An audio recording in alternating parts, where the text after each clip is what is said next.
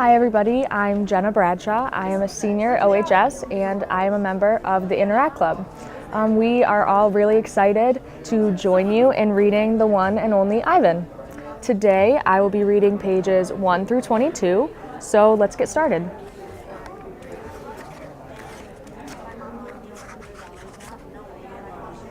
I am Ivan. I am a gorilla. It's not as easy as it looks. People call me the freeway gorilla, the ape at exit 8, the one and only Ivan, mighty silverback. The names are mine, but they're not me. I am Ivan, just Ivan, only Ivan. Humans waste words. They toss them like banana peels and leave them to rot. Everyone knows the peels are the best part. I suppose you think gorillas can't understand you. Of course, you also probably think we can't walk upright. Try knuckle walking for an hour. You tell me, which way is more fun? I've learned to understand human words over the years, but understanding human speech is not the same as understanding humans. Humans speak too much. They chatter like chimps, crowding the world with their noise, even when they have nothing to say. It took me some time to recognize all those human sounds, to weave words into things, but I was patient. Patient is a useful way to be when you're an ape. Gorillas are as patient as stones. Humans, not so much. I used to be a wild gorilla, and I still look the part. I have a gorilla's shy gaze, a gorilla's sly smile. I wear a snowy saddle of fur, the uniform of a silverback.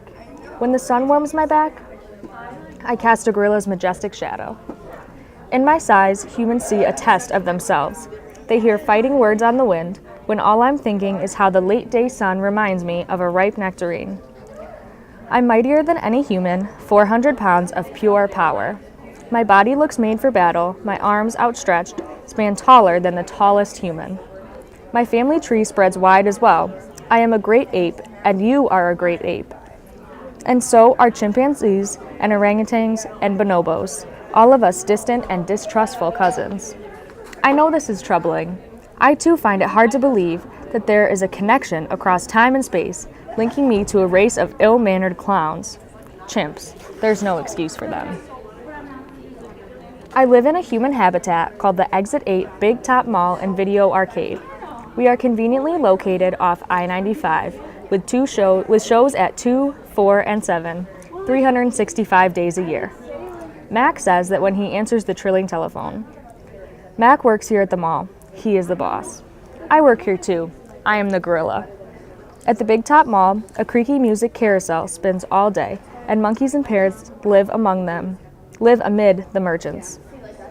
In the middle of the mall is a ring with benches where humans can sit on their rumps while they eat soft pretzels. The floor is covered with sawdust made of dead trees. My domain is at one end of the ring. I live here because I am too much gorilla and not enough human. Stella's domain is next to mine. Stella is an elephant. She and Bob, who is a dog, are my dearest friends. At present, I do not have any gorilla friends. My domain is made of thick glass and rusty metal and rough cement. Stella's domain is made of metal bars. The sun bear's domain is wood. The parrot's is wire mesh. 3 of my walls are glass. One of them is cracked, and a small piece, about the size of my hand, is missing from its bottom corner. I made the hole with a baseball bat Mac gave me for my 6th birthday. After that, he took the bat away, but he let me keep the baseball that came with it. A jungle scene is painted on one of my domain walls. It has a waterfall without water, and flowers without scent, and trees without roots. I didn't paint it, but I enjoy the way the shapes flow across my wall, even if it isn't much of a jungle.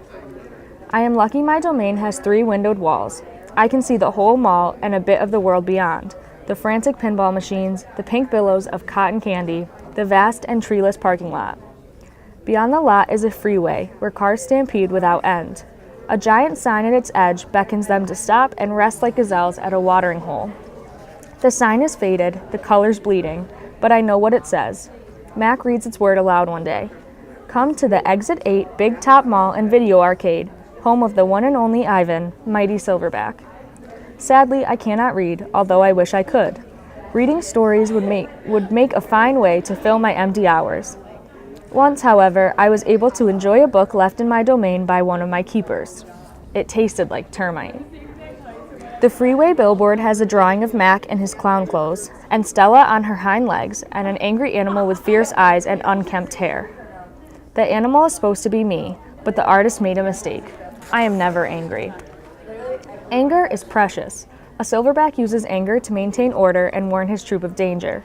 When my father beat his chest, it was to say, "Beware, listen, I am in charge. I am angry to protect you because that is what I was born to do.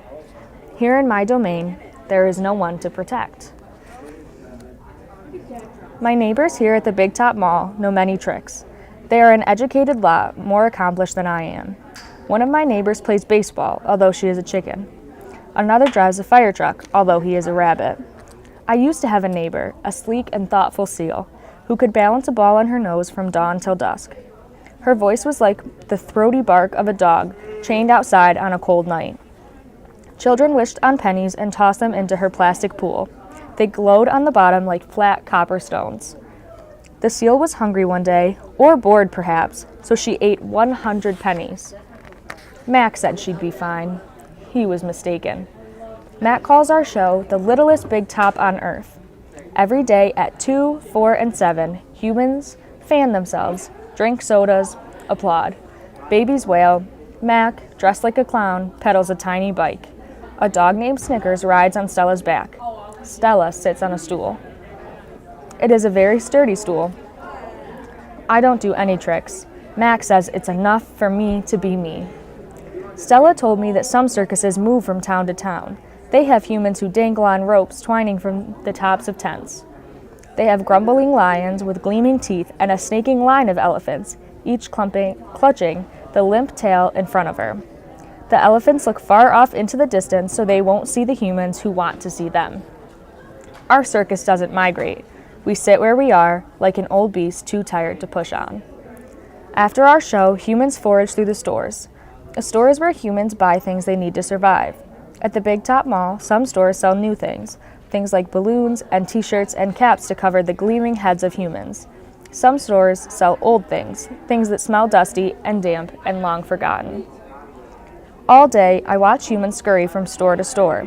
They pass their green paper, dry as old leaves and smelling of 1,000 hands, back and forth and back again. They hunt frantically, stalking, pushing, grumbling. Then they leave, clutching bags filled with things. Bright things, soft things, big things. But no matter how full the bags, they always come back for more. Humans are clever indeed. They spin pink clouds you can eat. They build domains with flat waterfalls. But they are lousy hunters. Some animals live privately, unwatched, but that is not my life. My life is flashing lights and pointing fingers and uninvited visitors. Inches away, humans flatten their little hands against the wall of glass that separates us. The glass says, "You are this, and we are that, and that is how it will always be."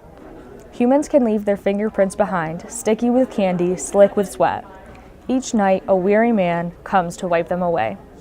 Sometimes I press my nose against the glass. My nose print, like your fingerprint, is the first and last and only one. The man wipes the glass, and then I am gone. Here in my domain, I do not have much to do. You can only throw me so many meatballs at humans before you get bored. A meatball is made by rolling up dung until it's the size of a small apple, then letting it dry. I always keep a few on hand. For some reason, my visitors never seem to carry any. In my domain, I have a tire swing, a baseball, a tiny plastic pool filled with dirty water, and even an old TV. I have a stuffed toy gorilla too. Julia, the daughter of the weary man who cleans the mall each night, gave it to me. The gorilla has empty eyes and floppy limbs, but I sleep with it every night. I call it Not Tag. Tag was my twin sister's name. Julia is 10 years old. She has hair like black glass and a wide half-moon smile. She and I have a lot in common. We are both great apes, and we are both artists. It was Julia who gave me my first crayon, a stubby blue one, slipped through the broken spot in my glass along with a folded piece of paper. I knew what to do with it. I'd watched Julia draw. When I dragged the crayon across the paper, it left a trail in its wake like a slithering blue snake. Julia's drawings are wild with color and movement. She draws things that aren't real, clouds that smile and cars that swim. She draws until her crayons break and her paper rips. Her pictures are like pieces of a dream. I can't draw dreamy pictures. I never remember my dreams, although I sometimes awaken with my fists clenched and my heart hammering. My drawings seem pale and timid next to Julia's. She draws the ideas in her head. I draw the things in my cage, simple items that fill my days, an apple core, a banana peel, a candy wrapper. I often eat my subjects before I draw them. But even though I draw the same things over and over again, I never get bored with my art. When I'm drawing, that's all I think about. I don't think about where I am, about yesterday or tomorrow. I just move my crayons across the paper. Humans don't always seem to recognize what I've drawn. They squint, cock their heads, murmur. I'll draw a banana, a perfectly lovely banana, and they'll say, "It's a yellow airplane," or "It's a duck without wings." That's all right. I'm not drawing for them. I'm drawing for me.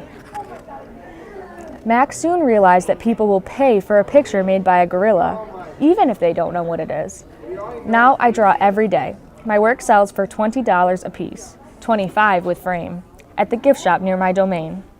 If I get tired and need a break, I eat my crayons. I think I've always been an artist.